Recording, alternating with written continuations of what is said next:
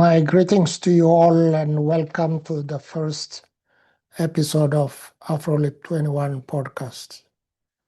AfroLeap 21 stands for Africa Leapfrogging to the 21st Century, and its objective is to make Africa an active contributor and solution provider to the global sustainability transition.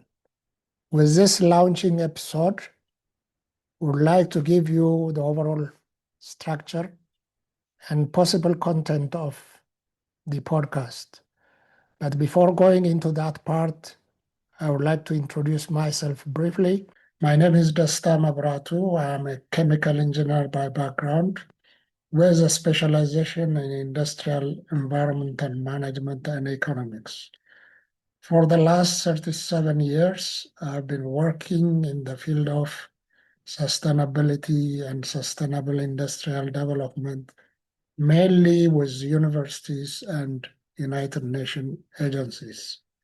I was a permanent staff of the United Nations Environment Program and served as head of the Business and Industry Program and Deputy Director for Africa until I took an early retirement in September 2016. Since then, I have been affiliated to universities in South Africa and Ethiopia, and with a number of academic institutions, providing lectures and carrying out research supervision and advice for researchers in different areas. And I've been also contributing to various scientific committees of global academic institutions. With that brief introduction, I would like to move into the podcast part. As a general background, since we'll be focusing on sustainability, I would like to clarify the conceptual foundation of sustainability we'll be promoting through this podcast. As most of you may realize, the terms sustainability and sustainable development are perhaps two of the most critical terms that have been misused and abused over the last couple of decades. For us, sustainability is a systemic property. Every system, whether it is economic, environmental, social, and even political system, strives to achieve sustainability by maintaining the core functions that it is supposed to provide.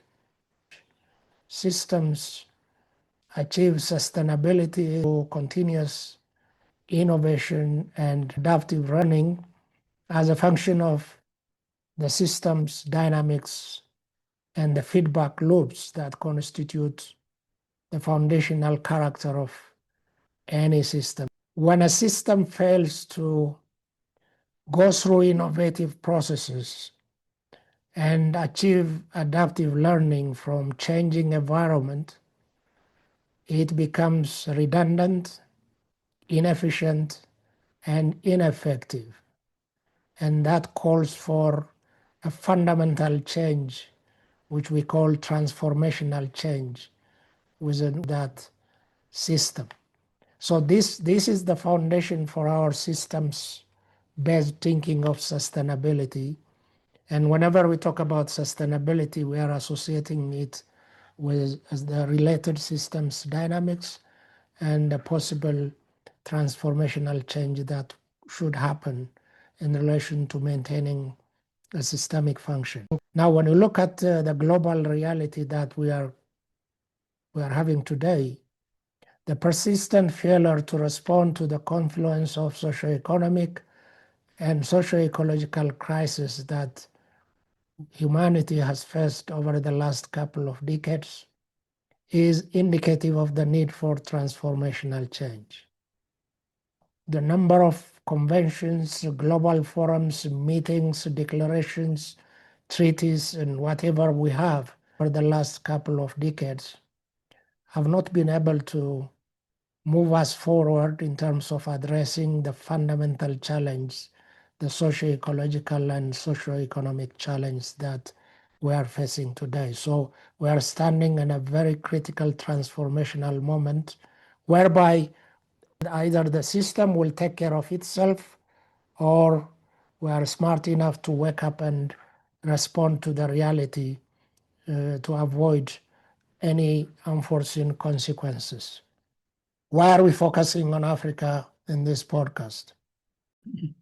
Of course, besides being an African, historically, Africa suffered from the agricultural and industrial transformations, which are the two major transformations in human history, as we are standing in another major transformational moment.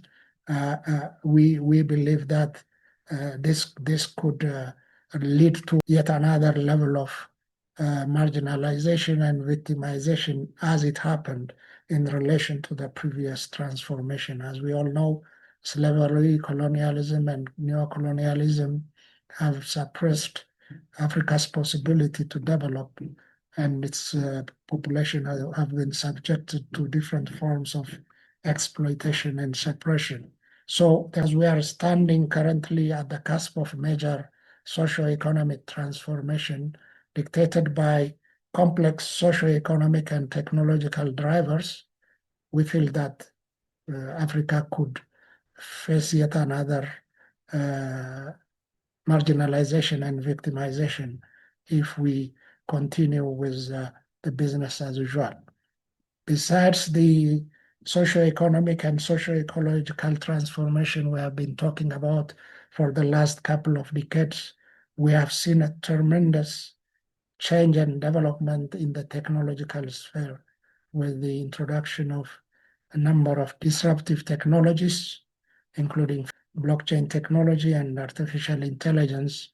And these technological possibilities, as much as they can come with opportunities, they are posing also major threats and challenges. And if we are not prepared to deal with these changing dynamics, we will be suffering from the consequence of being on the sideline. Despite all the challenges that we have, both at the global level and continental level, Africa has higher leapfrogging potential due to its resource endowment and demographic dividend, and latecomer advantage also. We all agree that Africa has significant natural resource, whether it is in the area of renewable energy, various types of minerals, including minerals that are essential for the low carbon transition, and so on. It has a lot of resource endowment, and in addition to that, the demographic dividend that could come from the distribution of the age population, in which almost 70% of the population as it stands today belongs to the youth and the productive age group. That is also another dimension that could help Africa to a more just and sustainable transition. In addition to that, the availability of technology and knowledge that can address some of our principal challenges also helps Africa to leapfrog to a more sustainable, resource efficient, and low carbon economy that will benefit its population across the continent. However, transforming this potential into tangible benefits would require new generation of leaders that are more forward-looking and transformational. Africa does not need to be prisoner of its past. We have an opportunity to make the best out of the existing possibilities and put Africa in the global map as a significant player with regards to what would happen in the 21st century. That would require forward-looking and transformational mindset that goes beyond the business as usual, which is dominant in the current thinking. Why a podcast? Of course, it is based on the concern by the increasing complexity created by the confluence of the economic, ecological, technological, and the governance challenge. every country across the world is struggling to deal with the various challenges that are being faced by countries. And the challenges are creating more complexity. And our way of understanding and generating solution is also adding to the complexity of the situation. So that should concern everyone who is engaged in a more sustainable and just transition process. I've been actively involved at various levels in terms of addressing some of the major challenges that have been there since the 1990s, but the lack of progress despite decades of effort at various levels to promote sustainability and sustainable development has been significant. And in fact, over the last couple of years, whatever progress we have made through decades of effort and engagement is being rolled back at various levels, including resource development and exploitation of non-renewable energy resources at the expense of moving away investment from development of renewable energy resources, which has the highest potential for many developing countries, including African countries. And besides the global concern and the lack of progress we are seeing at various levels, I'm also worried that Africa could yet again be victim of the emerging socio-economic transformation if it continues with business as usual. Most of our problems are becoming more complex by the day because of the misguided conclusions and decisions we are making based on linear thinking that is driving the dominant business as usual direction, and we need to move away from that. Despite all these negative scenarios, I'm also hopeful that Africa could be an active player in the global sustainability transition given its resource, demographic, and geopolitical advantage. But in order to realize this potential, number one, we need to demystify the misguided perception of Africa's development possibilities that is promoted by the dominant thinking and practice.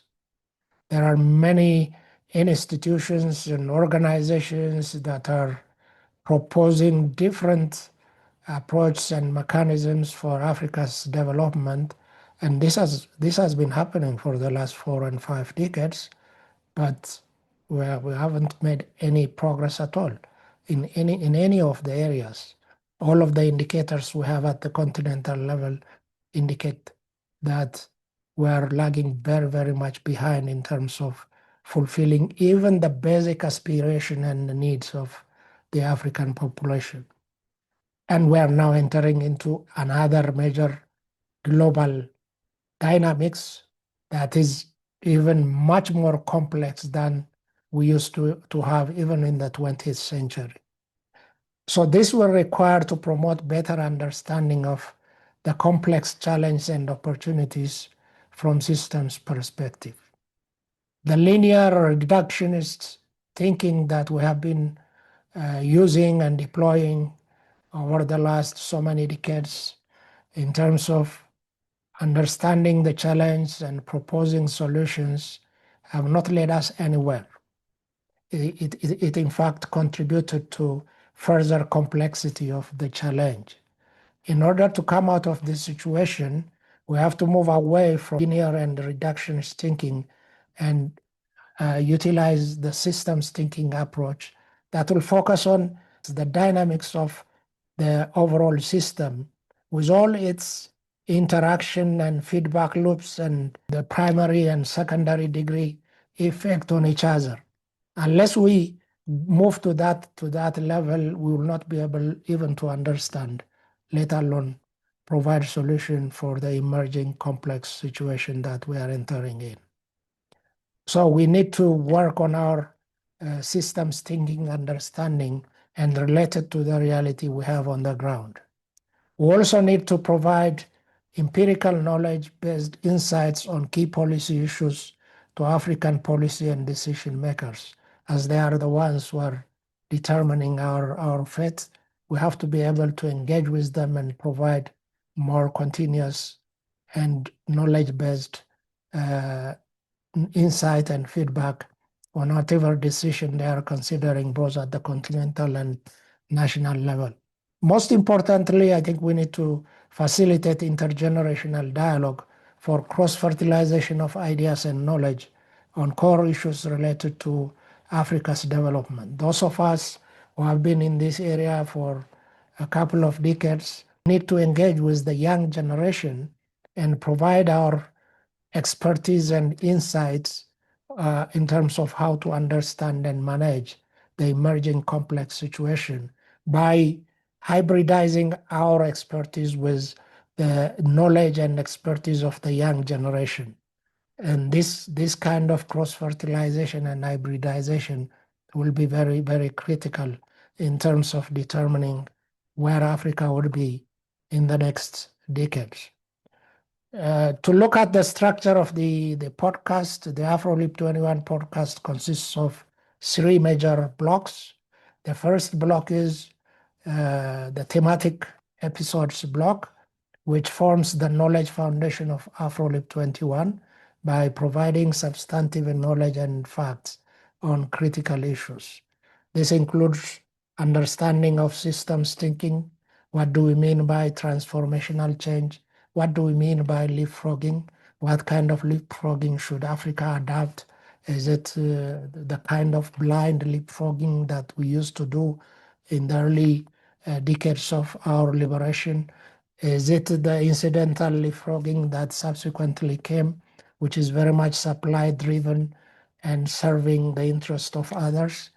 What kind of leapfrogging we need to focus on? For us in the AfroLeap 21, Africa should adopt transformational leapfrogging that is more context-driven and demand-responsive by taking our local reality, our local condition, the dynamics we have in our society into consideration and building our own knowledge base while we are adapting and utilizing knowledge and technologies from other parts of the world. All these issues will be covered in the thematic episodes. And then comes the topical episodes block, which provides critical review and insights on major policy and strategy issues and continental processes. As you know, there are so many forums and meetings, summit and so on that are being organized both within the continent and outside the continent, focusing on Africa's development trajectory. We need to question, interrogate, challenge the outcomes from these kind of forums and provide insight to African decision makers as to how they can translate those outcomes into their own reality and where they should focus on, where they should put their effort and resources in terms of their implementation.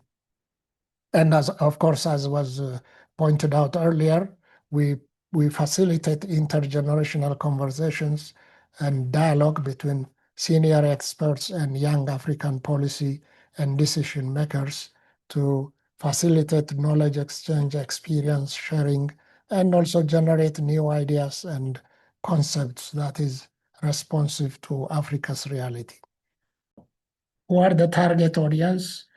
We aim to create transformational leaders in all spheres of influence, including political, entrepreneurial, environmental, technological, civil society, and etc., because we need to have this kind of transformational leaders across all domain of interventions, and that will be something which we'll be focusing on. And of course, as primary drivers of Africa's transition, we focus on Africa youth and young professionals who are the principal architects and owners of the Africa we want.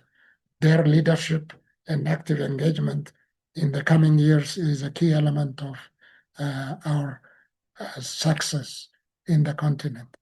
And of course, AfroLeap 21 also aims to provide systems-based insights to African political leaders and policymakers. As much as we focus on creating or catalyzing transformational leaders in the African youth group, we have to also engage with the existing policy and decision makers. And so we'll provide system-based insights for this group of decision makers so that they can understand the regional and global issues and dynamics in a better way and focus on the issues that are of critical importance for African countries. How to be involved? You can shape the content of AfroLeap 21 by raising questions, making comments, and suggesting topics or resource persons that need to be engaged.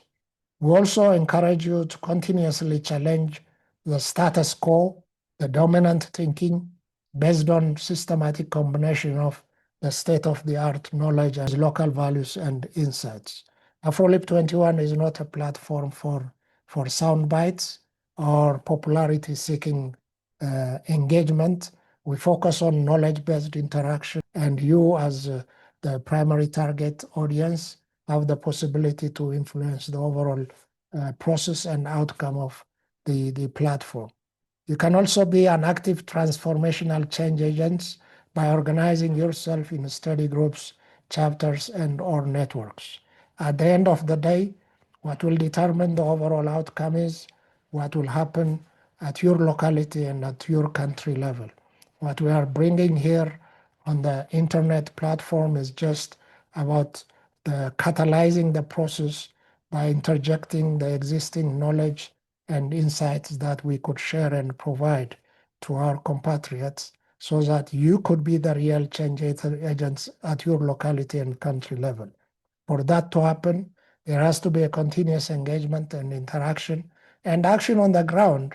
And this could be facilitated by organizing yourself in study groups, chapters, and or networks under whatever name you would like to have, but have a continuous engagement that will lead to concrete actions at your local level. All of this could be facilitated by your active engagement in terms of spreading the information by subscribing to AfroLeap 21 and sharing the links throughout your contacts and networks. In general, we're standing at a very, very critical moment where our future will be determined by what we do today, and would like to call upon all African professionals and compatriots to stand up and be actively engaged in this deliberation and interaction and translate them into concrete action at all levels. If we do that, we'll be able to hold our future in our hand. If we don't, we'll be under the mercy of whatever would happen in other parts of the world. And for some of you, this might sound very ambitious and impossible to achieve or implement, but we feel that it is doable. As our great leader Nelson Mandela said, it always seems impossible until it gets done, but it can be done and it should be done. With your active engagement, we'll be able to create a movement that can help Africa to move into the 21st century as one of the major players. We'll be back with the subsequent episodes. Until then, we request you to spread the information about AfroLeap 21 by subscribing and sharing the AfroLeap 21 link, and we look forward to have active engagement with all of you. Thank you very much.